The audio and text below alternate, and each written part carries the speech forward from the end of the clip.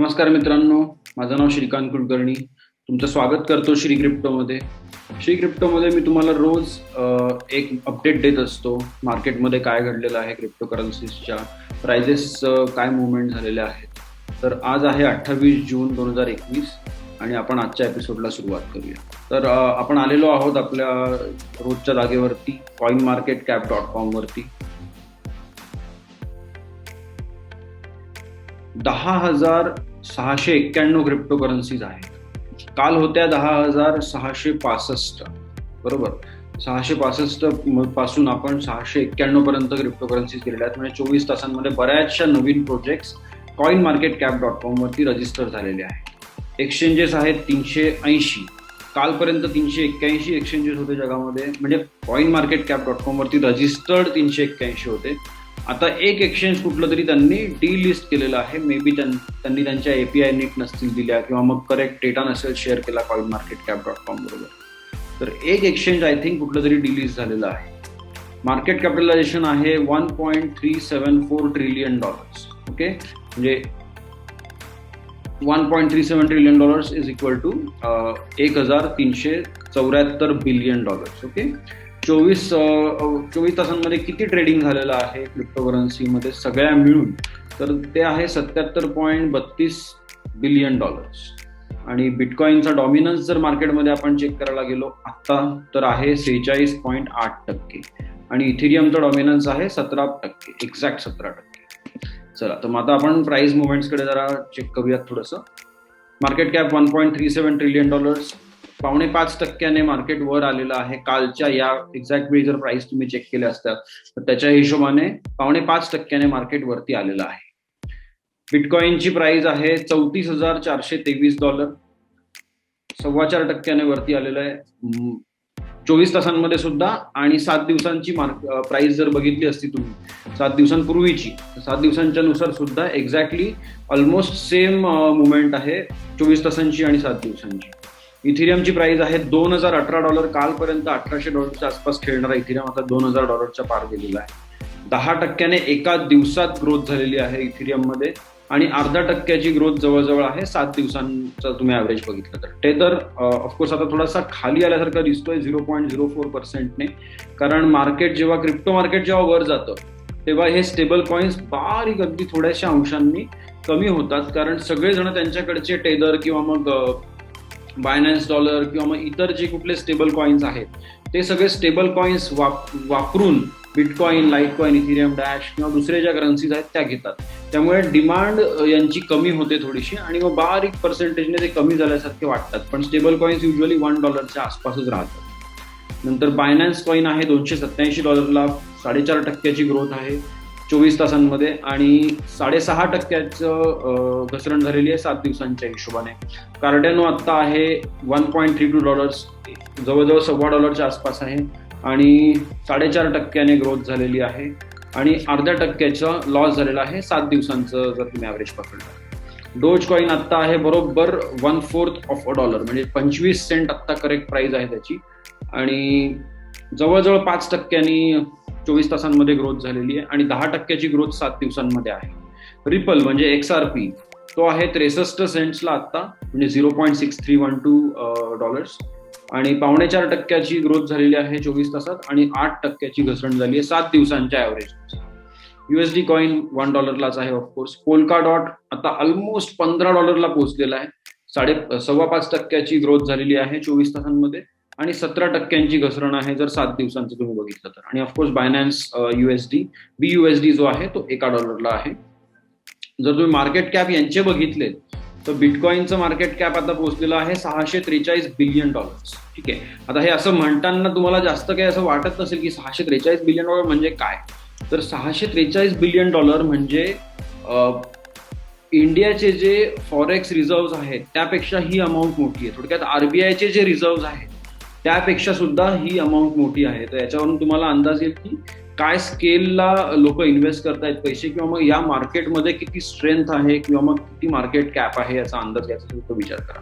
Even Ethereum सुद्धा RBIच्या जवळजवळ अर्धा रिझर्व्ह पर्यंत जाऊन पोहोचलेला आहे इथिरियम. ठीक आहे, $643 billion bitcoin $234 billion Ethereum, $62 billion Tether USDT. Binance coin जो आहे BNB ज्याला म्हणतात तो $44 billion, Cardano $42 billion, Dogecoin $32 billion, Ripple $29 billion, USDC म्हणजे USD कॉइन जो आहे तो $25 बिलियन, पोल्काडॉट 14 आणि बायनान्स USD $10 बिलियन. हे आपले टॉप 10 आपण आता कव्हर करून झालेले आहेत. तुम्ही नोटीस केलं असेल थोडासा मी आज जरा फास्ट घेण्याचा प्रयत्न करतोय, कारण मी नोटीस केलं परवा तेरवापासून 3 व्हिडिओ मी लागोपाठ केले, तर माझं हळूहळू जे कव्हरेज आहे वेळेचं ते जास्त होत चाललंय. कालचा व्हिडिओ मी जो शेअर केला तो ऑलमोस्ट 25 मिनिटांचा आहे. तर आय थिंक मला वाटतं की एक 10 मिनिटाच्या आसपास मला वाटतं स्वीट स्पॉट असेल. आणि सेपरेट व्हिडिओज हवं तर करूया आपण वेगवेगळ्या टॉपिक्सवरती.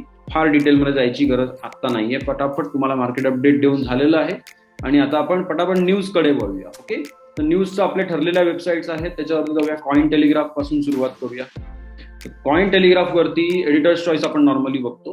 तर bitcoin short term setup is challenging JP Morgan strategist warn. JP मॉर्गनची ही खूप महाप्रचंड बँक आहे अमेरिकेतली. आपलं बोलणं म्हणजे एकदा मी बोललो होतो ऑलरेडी या बाबतीत. तर JP मॉर्गन मध्ये सुद्धा आता क्रिप्टोकरन्सी डोमेन मध्ये इन्व्हेस्टमेंट्स आम आता आहे जो सजेस्ट करतो त्यांच्या क्लायंट्सला की काय करायचं काय नाही करायचं. तर त्यांचं असं म्हणणं आहे त्यांच्या स्ट्रॅटेजिस्टचं की बिटकॉइनचं शॉर्ट टर्म सेटअप चॅलेंजिंग आहे. म्हणजे काय, आता तुम्ही शॉर्ट टर्म लुकआउट जर बघितला 2 दिवस 4 दिवस 15 दिवस 20 दिवस किंवा 1 महिना, तर आजपासून पुढे काय होईल मार्केटमध्ये हे थोडंसं टेन्शनदायक आता ग्राफ वाटतोय. म्हणजे मार्केट बहुधा आणि आता खाली जाण्याची शक्यता आहे असं त्यांच्या स्ट्रॅटेजिस्टचं म्हणणं आहे.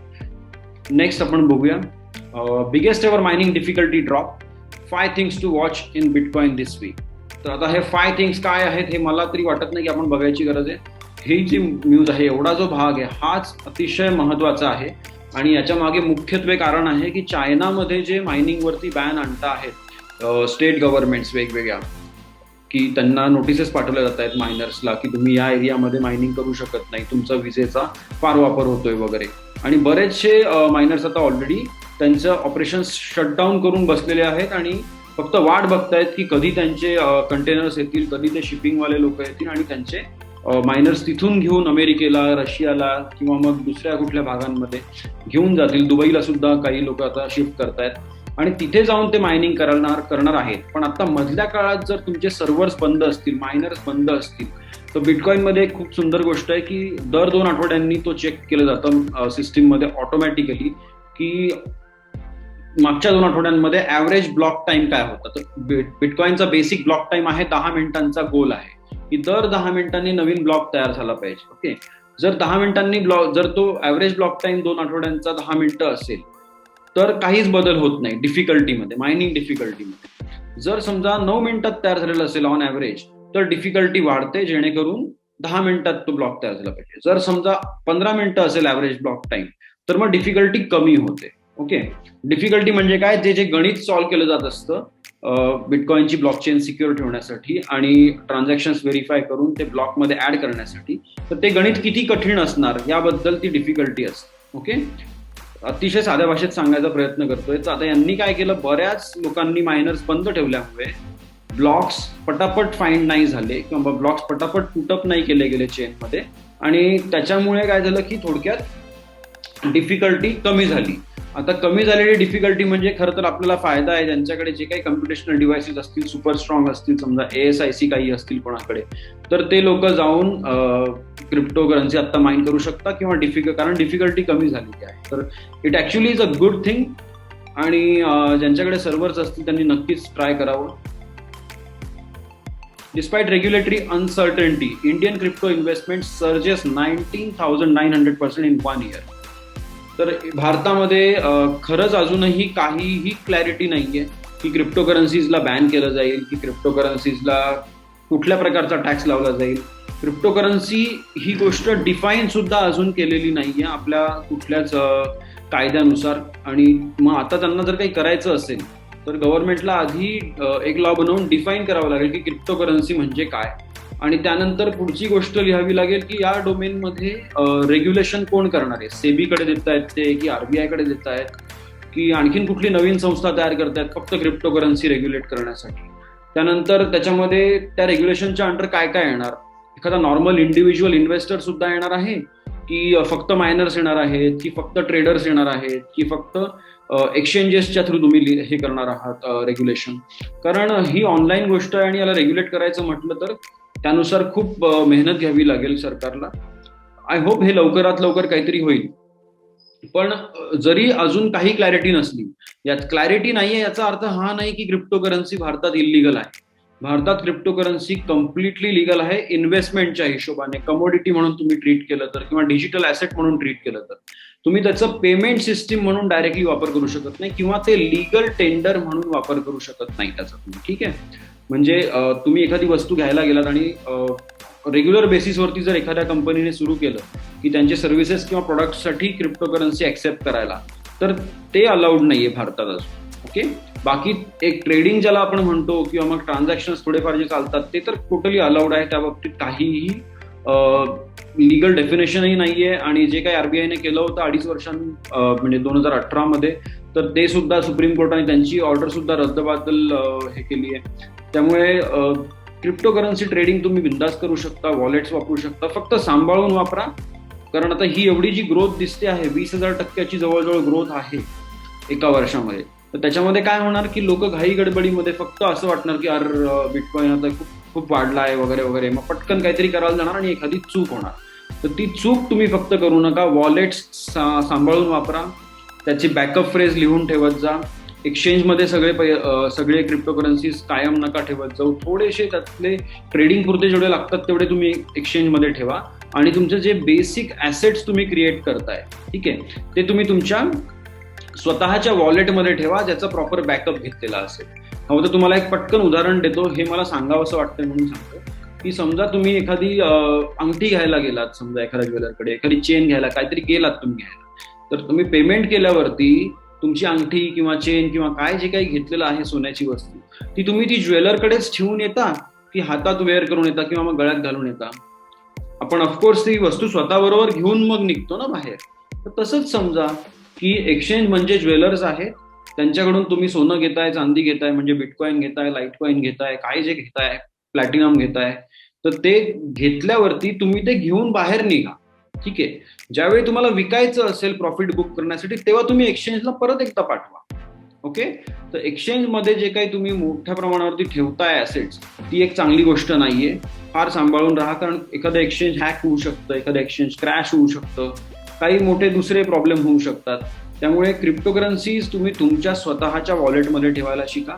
त्यासाठी थोडा अभ्यास करा की वॉलेट्स कसे सांभाळायचे असतात, कसे सिक्युअर ठेवायचे असतात. आणि त्यानंतर मला असं वाटेल की थोडं तुम्ही स्वतःला सेफ समजू शकता. कारण जर ग्रोथ झाली पुढे जाऊन तुम्ही घेतलेल्या ऍसेटमध्ये आणि ते एक्सचेंज जर ऑलरेडी क्रॅश झालेलं असेल किंवा हॅक झालं असेल, तर त्या ग्रोथचा तुम्हाला काहीच फायदा होणार नाही. बरोबर, म्हणून मी सांगतो की तुम्ही वॉलेटमध्ये ठेवायला शिका, थोडासा अभ्यास करा. हवं तर या चॅनलमध्ये आपण त्या गोष्टी सुद्धा पुढे पूर्णपणे कव्हर करूया. आता पुढच्या न्यूजकडे वळूया. ओके, तर 20,000% ग्रोथ ही खूप सुंदर गोष्ट आहे आणि मजा येणार आहे पुढे जाऊन, असं तरी वाटतंय.